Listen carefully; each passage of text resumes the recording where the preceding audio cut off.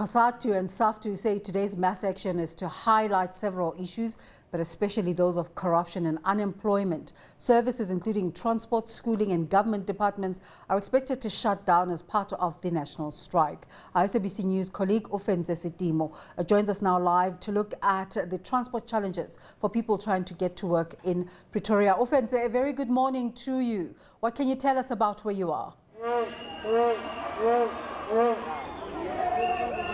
Thank you very much. There's actually a hive of activity from where I am right now. Members of Cosatu Federation have assembled here at Beggars Park in Pretoria, where they're actually going to march to the National Treasury. From what we know, this is a dispute that began in 2018 when government had an agreement with Labour for a 3-year-long Labour agreement. But come 2020, it seems government has reneged on that particular agreement. But other issues that Cosatu has also raised is the issue of GBV, actually saying that government is undecisive when it comes to matters of GBV, saying that more needs to be done. In fact, there needs to be a minimum sentence for offenders of GBV. There are other socio-economic issues that they have raised, like the UIF tears, of which they say some companies fraudulently claimed for the UIF tears, whereas their employees were actually working during the time of lockdown.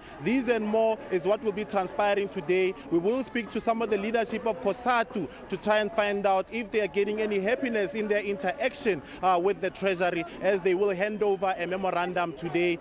When it comes to transport, it wasn't really that effective. A lot of people actually managed to go to schools. A lot of people actually managed to go to work. There wasn't really that much of a challenge when it comes to transport. And as you mentioned, yesterday there were some pronouncements by the leadership of Cosatu to say that there will be a shutdown, whereas a lot of offices will not operate, after they asked their members to actually stay at home and some to come and do a socially distanced picket or to drive slow in their convoys. So as things stand, I'm going to move away from the camera so that my colleague can just show you what is transpiring here behind me. A lot of people have actually pitched up for the protest. We were actually expecting less people. As I mentioned, that the leadership had said people must stay home and render all these services to be not able to operate.